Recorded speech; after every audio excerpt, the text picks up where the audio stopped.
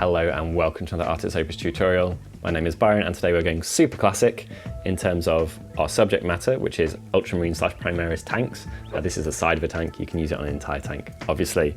But we're also super classic insofar as we're doing this with dry brushing. So believe it or not, this has not had an airbrush anywhere near it. So this is a brilliant set of techniques for someone to use if you don't have access to an airbrush, but maybe you want to get that effect where, you know, it's brighter at the top than it is at the bottom, bit of a zenithal going on there. And we've even shaded our panel lines pretty effectively, as well as putting down a fairly tasty edge highlight, all with a dry brushing technique and dry brushing brushes, transferring from stippling to traditional dry brushing towards the end. So very beginner friendly, super fun, pretty quick for a high quality paint job with a lot of different stages in it. And yeah, that's it. If you would like to see us weathering up this tank in the future or doing some additional steps on it, you know, chipping or mud around the bottom or decals or something like that, do let us know. Or if you'd like to see us working on like an Imperial Fists tank, or you'd like to see other vehicles, basically do let us know, because the one that gets the most likes or the one that is requested the most is the most likely to be covered in a future video. Final thing, MACRAGGE blues used quite a lot in this. It's a very, very matte paint by Games Workshop standards. It's a lot more matte than the rest of their range. So I drop a little bit of Lamy and medium in with that, or in the outro, I'll cover some more tips on alternate colors you can use, that type of thing. Anyway, enough waffling.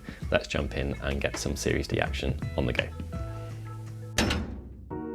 All right, so it is as classic as it gets. We've got the side panel of a Rhino or a Razorback or whatever. We've got some very classic GW colors for some Ultramarines. We're going to be adding in one deep accessory color. However, you could absolutely be using something else deep. LEVIADON blue is extremely potent as a contrast. You can mix this in with your base coat color. We're going to be using the dry brushing. And yeah, let's just rock on. I've got a line of Holder on my palette, and then for the base coat, we've got access to Cantor.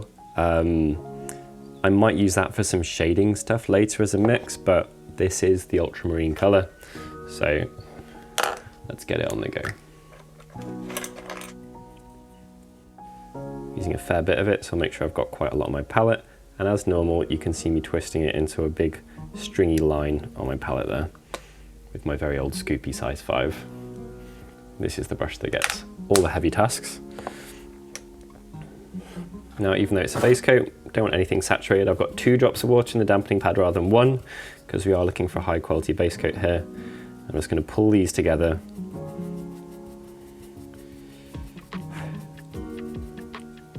And we're going to stipple and smush it on. We'll get a really good base coat in pretty much no time at all. If you can't get access to any one particular area, remember that you can just poke it in with stippling and it'll work out fine. So we'll do 2 thin coats of this, the classic, going for a high quality base coat. And the aim for the first coat is not to get perfect coverage whatsoever, it's just to get some paint down everywhere. Paint likes to land on itself. We've got Chaos Black down as our primer, which isn't even, you know, it doesn't behave particularly like a primer, so this is really our priming layer as far as I'm concerned. Let it dry and we'll come back for step 2. Okay, pretty much exactly the same again. And what you should see in this one is pretty much spot on coverage almost instantly. Make sure you don't wipe, don't do layering with your dry brush. You shouldn't really do layering against edges anyway with base coats. You don't want to get great big drifts of it building up. But other than that, it's not something you have to be hugely careful with. You can airbrush your base coat, absolutely, but I would do at least the first stage of this, then maybe go in with the airbrushing. You want a physical step there, because it protects the edges that little bit more than an airbrushing base coat does. When we get to the dry brushing, we're using physical, slightly abrasive techniques. Having a bit more protection is always a good idea. All those nooks and crannies, we're good. We're going to end up using a lot of the MACRAGGE, so I should have put far more on my palette. Not make that mistake again. I'm going to use the same brush, give it a quick little clean on the palette, but I'm fine with some of that residual paint being in there. So sneaking my colour off from the side of this. Now what we're going to do is we're just going to carefully stipple up. So I want to work it into the brush where we've got that Ultra blue kicking around, or the LEVIADON, whichever one you're using. And I'm just going to start in the middle of the panels. where we want them to probably be the brightest. I'm going to have them go darker towards the panel lines. I'm going to start stippling this up. Now I'm using a large here. I might jump down to medium for some of these intersections for control, but I always try and use the biggest brush for the job. So take your time, use that dampening pad roughly every other step. Make sure to work it in your brush, work off the excess, test it elsewhere, and as long as you've got it thinned a little bit with the dampening pad, you shouldn't really be able to go wrong with this step.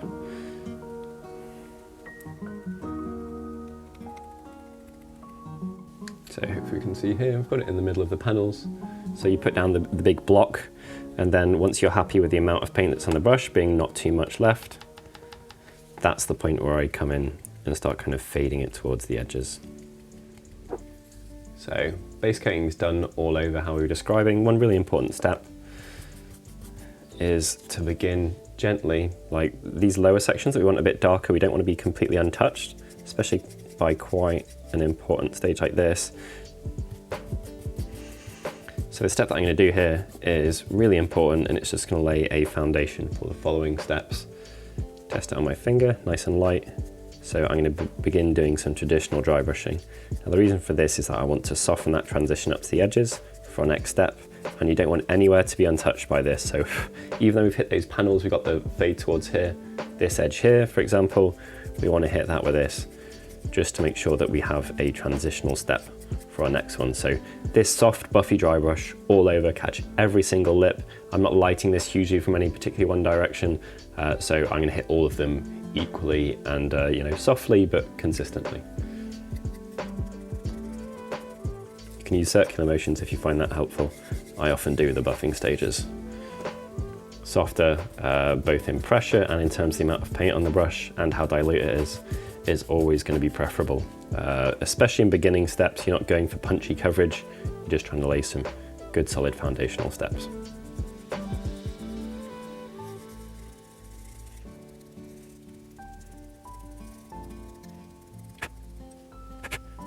All right, ready for the next step. So slightly worried about this step, but I do think I'm going to have to involve a little bit of black. What I want to do is do some very careful buffing and shading of the recesses or the panel lines. So what we're going to do for that is take a bit of our Huldra, that could be a LEVIADON. Obviously, if it is your LEVIADON, don't mix it straight in with your dry brush bristles. Mix it together, get the color you want, you know, with another brush, and then get it involved like that, because it is a contrast. You're using it like an ink. You can take a little bit of black. Now I'm using ABADDON here because of its bad coverage, also because everything else I've used so far is Games Workshop. I like these shadows to have the same kind of finish, being slightly satin. And then we're going to take some of our previous mix, or our previous just flat MACRAGGE. Obviously, even being ABADDON, it's still a very, very strong color. So I'm going to try and pull it back a little bit, work it into the bristles a lot, remove a lot of it. And we're going to get it to a stage where hopefully we can do some smudging. So very easy to show on the back of my hand. Really light, twisting it, soften it up. Any chance of streaking. Then we're going to start somewhere that we don't care about too much, so under that underside. Probably find out that we've removed far too much and we're getting too soft, but that's much better than too heavy. Yeah, we did. We might need a bit more black in there even. And what I'm going to do is start working my way down the bits that I want darker.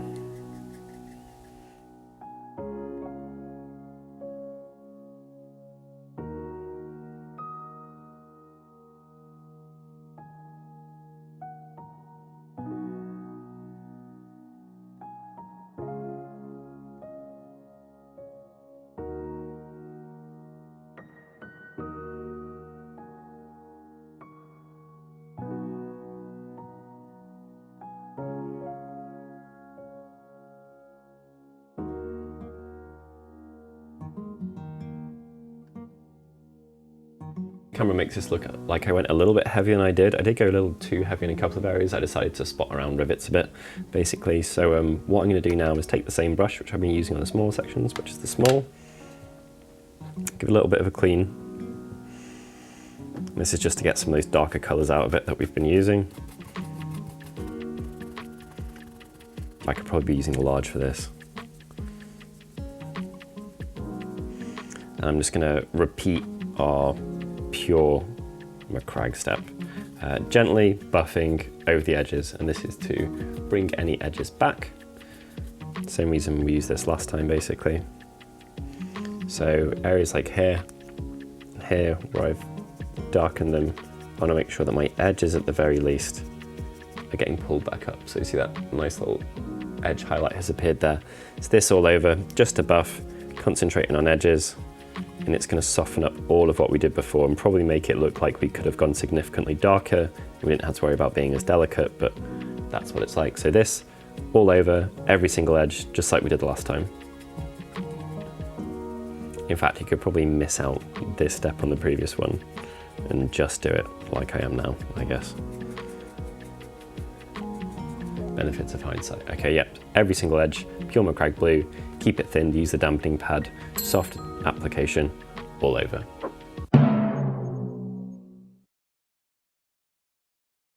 Okay, so time for the worrying step.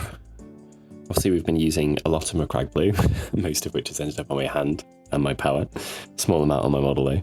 We're going to be adding in CALGAR blue. This is a big step up, so it's bigger than it appears on camera as well. This is more desaturated, there's a bit more white going on in there. A bit more chalky probably as well, given that. So we're going to be introducing a very small and careful amount of this into our MACRAGGE blue. Just a tiny amount should really help step things up in terms of the colour.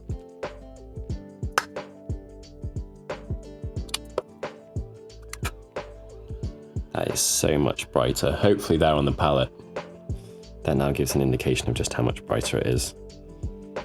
So, I mean, let's hold in mind on Ultramarines, we be edge highlighting now. So this is part of the reason that shading recesses is popular on them, because you leave them the majority, that MACRAGGE blue. Okay, so with being careful in mind, I'm going to take the smaller of the brush, even though I plan to probably use a medium or a large.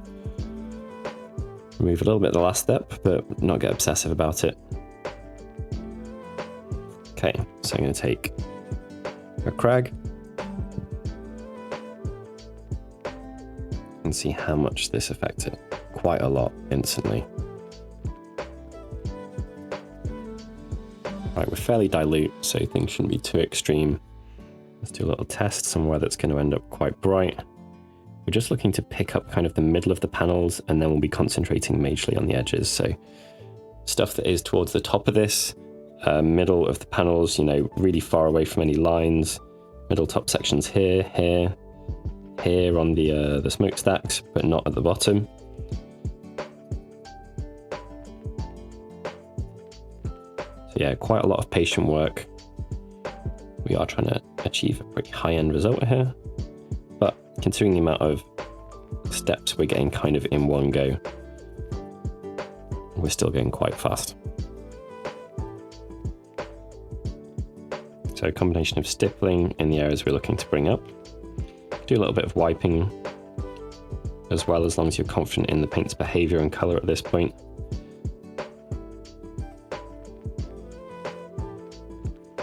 And then as the brush has been more used up and is less likely to streak or anything like that, concentrate on pulling on those edges.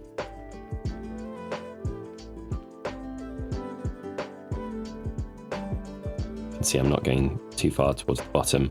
I'll probably only edge highlight the bottom bits with dry brushing. Not doing any stippling down there. Do you want to still catch all of our edges though?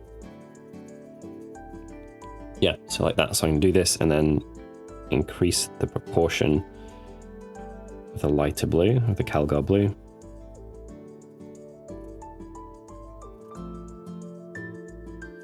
And again, start carefully somewhere we want to be brighter anyway. It's in the middle of the door.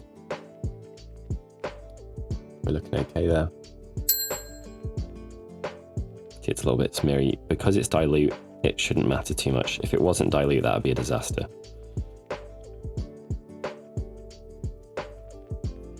that's it. So same as the last step, patiently build it up and we should start seeing this entire piece lifting with this step. All right, so as promised, that step kind of really picked out the edges and started bringing stuff up. So what we're going to be doing now is going in with, it's just pretty much a pure one. I'm going to be really careful. I should actually be using a larger brush for this. Let's grab a medium. So this is going to be all about going soft, being careful, trying to achieve a high quality result. If we want stuff to hit the edges, we might have to remove a little bit less from the brush, but then go really soft for the pressure. Let's test it out first on a nice crisp edge. Seems to be fine actually.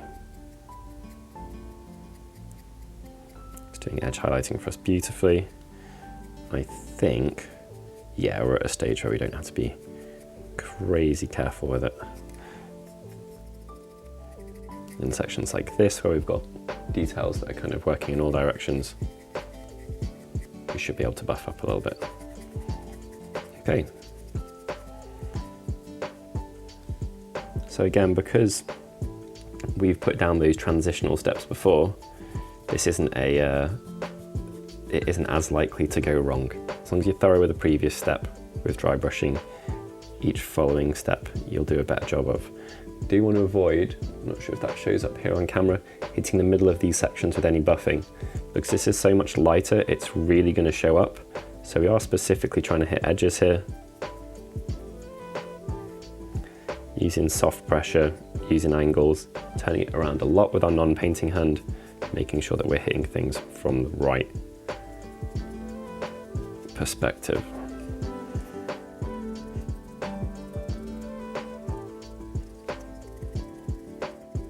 What I'm going to do is I'm going to very carefully test using the dampening pad and going to some of the sections where we like it a bit brighter. Seeing if with very little on the brush we can kind of bring them up a bit.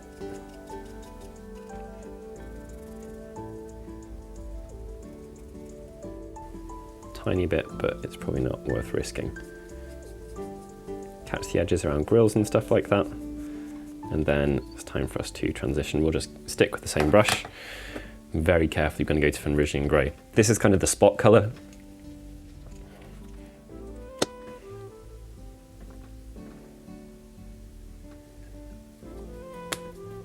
Same brush, same area of the palette. Homogenize it with the CALGAR blue that we've got there.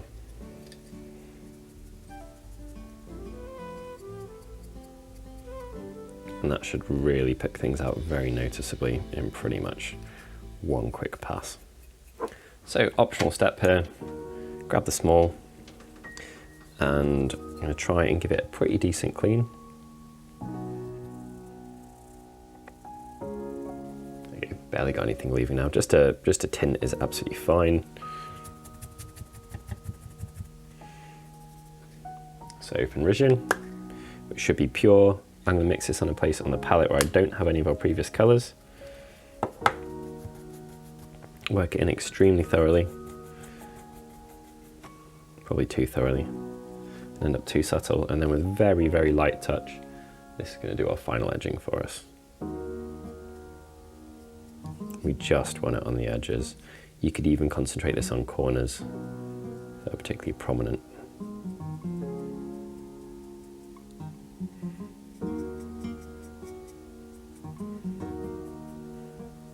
Or upwards facing ones, you know, whatever you fancy.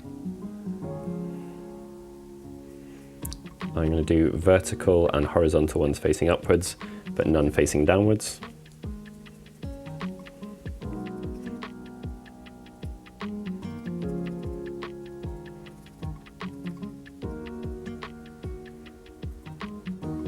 There we go, done.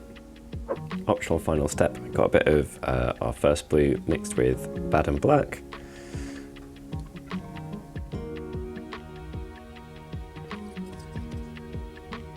We're just going to use that to run down any panel lines and recesses. Make sure you dust off your model before doing this, because having dry brushed, you'll end up with some little powdery bits in the recesses. You can just kind of poke them out. but make sure you do that beforehand or you'll end up clagging up your brush with stuff that will not help. So yeah, gonna do these, that'll really help things pop, and I'll go around the rivets as well. Welcome to Manchester.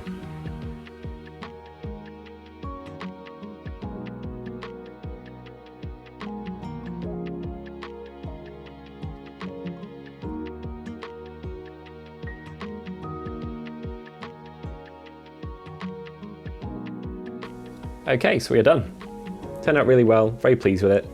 Like I touched on in the intro, the MACRAGGE blue does give us some issues. You just have to go a little bit more slowly and carefully. I would, in hindsight, have definitely mixed some Lamy medium in with it at every stage. You know, just made up a little bit of a batch on my palette, put a small amount of Lamy medium in there, don't go crazy, and that would have helped things out quite a lot. The benefit of hindsight. The other color options you have that are widely available are deep blue and Prussian blue from Vallejo Game Color and Vallejo Model Color, and they will both be a fairly satin finish. So if you're looking to use something else, there are options that you got available. That's it. Do you want us to paint Imperial Fist tanks next? Do you want us to take this tank and put some chipping on it, or some weathering, or some decals, or some mud around where its tracks would be? I don't know. What do you want to see? Let us know. As ever, the one that is requested the most, or the one that gets the most likes. So even if you don't have an idea, go down and like the suggestion that you'd like to see the most in the future. The one that gets the most likes or the most requests will be the one that we're the most likely to do.